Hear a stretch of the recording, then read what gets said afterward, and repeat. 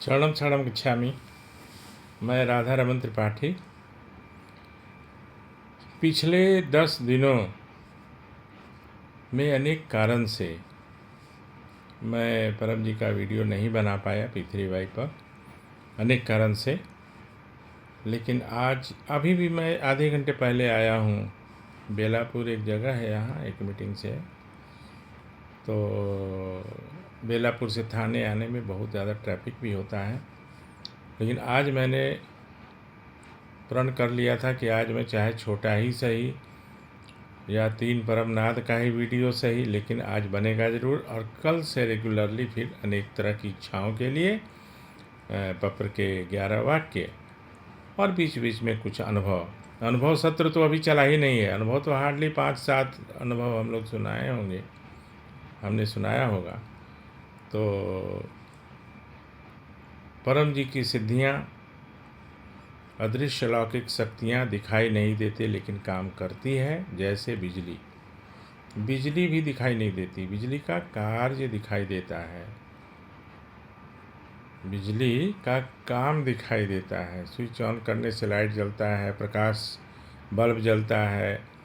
लेकिन अगर power cut भी हो जाए, बिजली समाप्त हो जाए थोड़ी देर के लिए, तो भी बल्ब वैसे रहता है, तार वैसे ही रहता है और सब कुछ पंखे वैसे रहते हैं। तो परम जी की अदृश्य अलौकिक शक्तियाँ, जब भी कोई व्यक्ति पहला 8 वाक्य बोलता है, 8 ही वाक्य है पहला, तो वो क्या है? तो परमं शरणं गच्छामि, हंसं शरणं गच्छामि, अद्वैतं शरणं गच्छामि, आनंदं शरणं गच्छामि, चरणं शरणं गच्छामि। हे परम जी, मुझ पर कृपा करो। सिर झुकाकर परम जी को नमस्कार करता हूँ। ये 8 वाक्य जब कोई व्यक्ति किसी जाति का, किसी धर्म का, किसी स्थान पर और किसी समय में, ये 4 बातें इसमें है। और 5वां, किसी भी तरह का भोजन करने वाला, यानी वेजिटेरियन या नॉन वेजिटेरियन, क्योंकि इसके लिए शुद्ध अशुद्ध और स्नान करके और ये आहार विहार को बदल के करने का ज़रूरत नहीं है। तो जब भी कोई व्यक्ति ये 8 पंक्ति बोलता है, तो ये मात्र सिर्फ 8 सेंटेंस या कोई ये लाइन नहीं है। ये परम जी की अदृश्य अलौकिक शक्तियाँ जो हैं वो इसमें निर्धारित हैं, या परम जी ने निर्धारित किया है।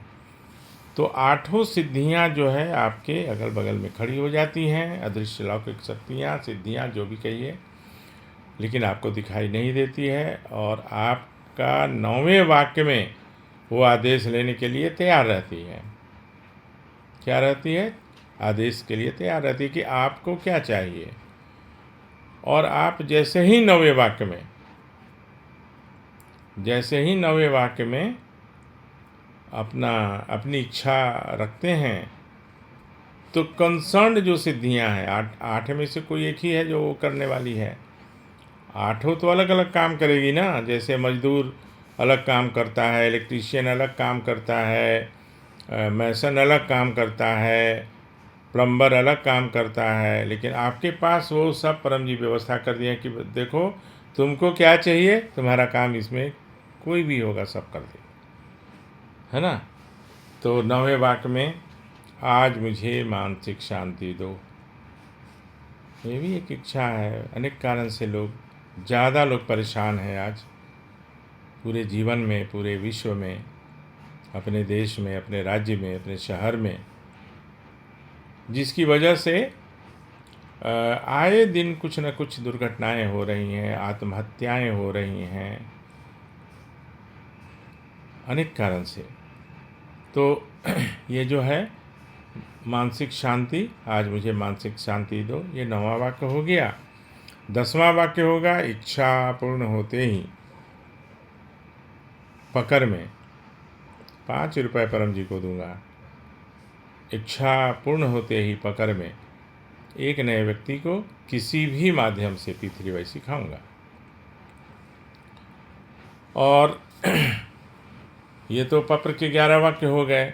और परम योग के लिए, परम योग से मिलने वाले लाभ के लिए, परम नाद के बाद जो 11 वाक्य है, तो पहले एक परमनाद में करके दिखाता हूँ, आप लोग को पता है, कई बार करते ही हैं हम लोग।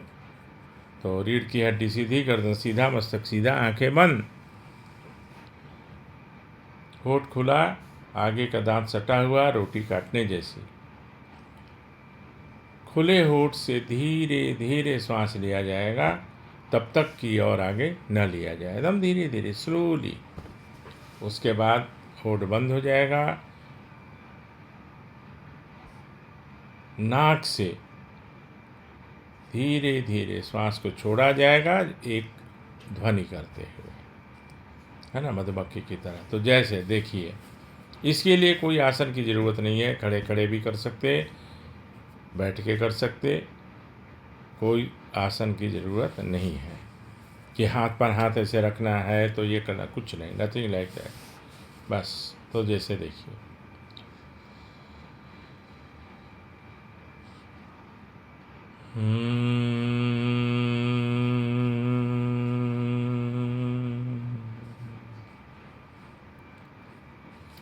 एक बार श्वास का लेना और एक बार श्वास का छोड़ना, एक परमनाद कहा जाता है। ऐसा 3 बार करना है। परमनाद लंबा भी हो सकता है, छोटा भी हो सकता है, जिनकी जो क्षमता है। ज़बरदस्ती उसको लंबा नहीं करना है या ज़बरदस्ती छोटा नहीं करना। इसके बाद 11 वाक्य जो होगा, वो पहला 8 तो वही होगा, परमं शरणं गच्छामि, हंसं शरणं गच्छामि, अद्वैतं शरणं गच्छामि, आनंदं शरणं गच्छामि, चरणं शरणं गच्छामि। हे परम जी, मुझ पर कृपा करो। सिर झुकाकर परम जी को नमस्कार करता हूँ, क्या करती हूँ। परम योग की इन क्रियाओं में अपनी शक्ति दो। आज मेरा मन शांत रहे, कुछ आध्यात्मिक अनुभव हो। इच्छा पूर्ण होते ही पकड़ में 1 रुपया परम जी को दूंगा। इच्छा पूर्ण होते ही पकड़ में एक नए व्यक्ति को किसी भी माध्यम से पीतृवाई सिखाऊंगा। तो अपनी क्षमता के अनुसार मैं किसी को गरीब और किसी को अमीर क्यों बोलूं कि कोई गरीब है तो गरीब जैसा, अमीर है तो अमीर नहीं। जो जिनकी क्षमता है उस हिसाब से पकड़ की प्रतिज्ञा करेंगे, और जैसे जैसे उनका धन बढ़ेगा या मेरा धन बढ़ेगा तो उस संख्या राशि को बढ़ाना है। एक और बात है कि प्रचार कम तो पैसा ज़्यादा बोलना पड़ेगा, पैसा कम तो प्रचार ज़्यादा करिए। परम जी ने तो दोनों छूट दी हुई है। तो आज का वीडियो यहीं पर मैं स्थगित करता हूँ, आपसे विदा लेता हूँ, और कल से रेगुलर आपकी सेवा में चरणं शरणं गच्छामि।